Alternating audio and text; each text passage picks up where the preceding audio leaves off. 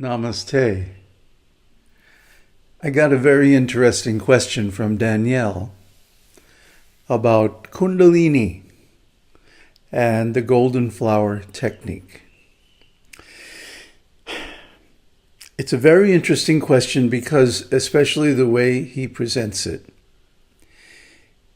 it brings in all of the Western scientific, quote-unquote, reductionistic, mentalistic paradigm. And it reveals a great deal about why people miss, why they don't become enlightened.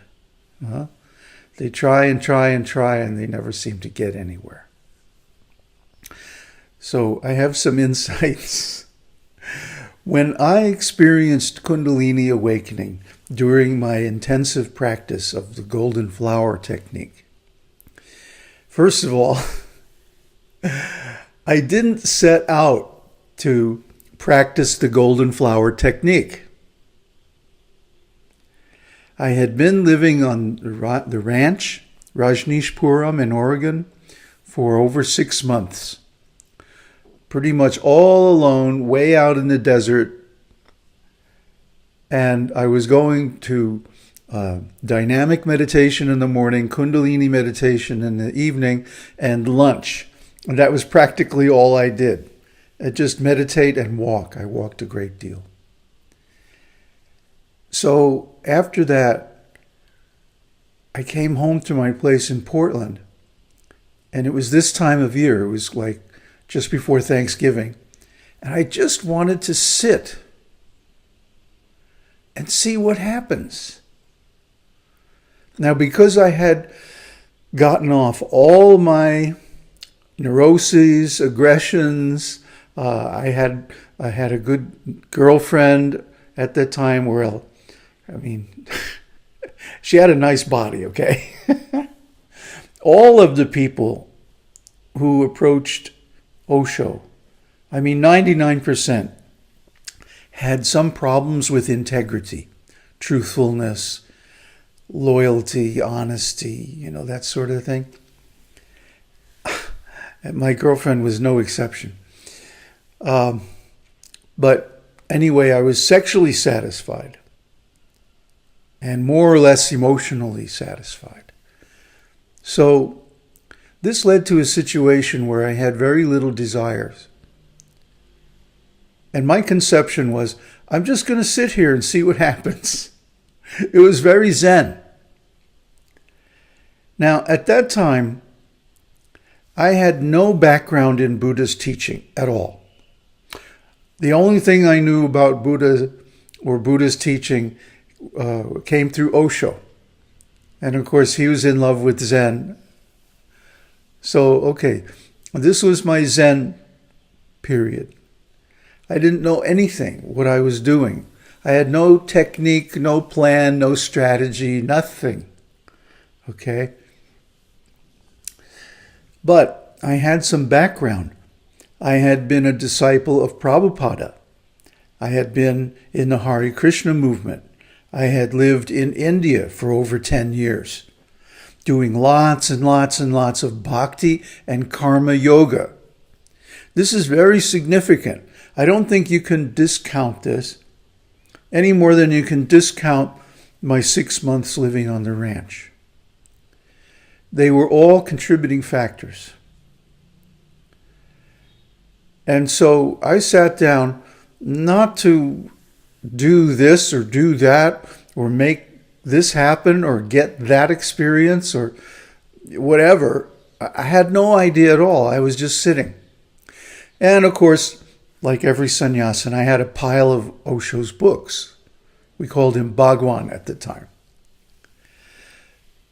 And in between meditation sessions, I was kind of looking through the books, seeing if anything jumped out at me. And Golden Flower jumped out at me pretty hard. I had heard the Golden Flower series when I was in India, in Pune, in 78. So it was already familiar to me, but it's not like that was my method, or I was identified with it, or I had a plan to execute it, or anything like that. What to speak of raising Kundalini, that wasn't even on the horizon for me. I was just sitting. Just sitting, doing nothing, and the spring comes and the grass grows all by itself. And that's what happened. So when I get a question like that presupposes so much, it's like I have to back way far away from it and take apart all the assumptions that go into the question to see, how they got themselves into that place. So, okay. You cannot make the Kundalini rise. Kundalini is a goddess. Now, I don't know if you know any goddesses, but they do what they want. Okay? If they want to use you, then you'll get used. If they want to express themselves through you, they will. It's up to them. On that level of form, You see, again, we're dealing with this problem where people come to techniques of Raja Yoga and Jnana Yoga without the background of Karma Yoga and Bhakti Yoga. So they haven't done any devotions. They haven't developed bhakti or prema or bhava or any of those emotional states. And then they're going into some very technical practice with all these expectations of what's going to happen and how I'm going to do it. And blah. You're not going to do it. The goddess does not listen to you. Have you ever been married? You listen to the goddess. Got it? Your satisfaction is not the project. The goddess's will is the project. Okay? Get used to it, because that's the way it is. So if you are in meditation and the goddess decides to bless you, she's going to bless you. And if she decides not to, well, sorry, you just wasted a bunch of time. Well, it's not a waste, because at least you found out what doesn't work. What doesn't work is trying to get the goddess to do what you want. Period. So how do you get any kind of relationship with the goddess at all? Is only through devotion. You have to have devotion. And people miss this because they think there's some higher stage or something. Well, yeah, there is a higher stage, but the way you get to it is by going through all the lower stages step by step. And if you skip any, then you miss that part of the curriculum. And if you try to jump up to a higher stage, you're just going to fall down. So without bhakti, without service to the guru, without approaching a master, without doing lots and lots of community service. I mean, when I was in the Hare Krishnas, I fed with my own hands thousands and thousands of people. I played music and chanting and got those people dancing. I was a kirtaniya. So in those days, I did so much service, the goddess was pleased with me. That's all I can tell you. That's the only reason that all happened. If you go into it with this scientific, it's really not science at all. It's just another religion. This idea that I can make something happen. I can cause something to happen. I can do this technique and get that result. No, it doesn't work that way. So, well, then why do we see these enlightened people going through years and years of sadhana before they became enlightened? And then once they become enlightened, they drop it, right? So that leads us to jump to the conclusion that their sadhana was the cause of their enlightenment. No. Look, you're in trouble, you're suffering because you are in Maya, okay? You're identified with the illusion. The illusion is Maya. Maya is a goddess. Goddesses do what they want, right? So as long as Maya wants, you're going to be an illusion. And as soon as Maya doesn't want, you'll be free. That's the thing. And you have to relate to her as a goddess. You have to relate to her with love and devotion and service. That's the only way. And await her mercy. Because only Maya can free you from Maya. That's the way it works.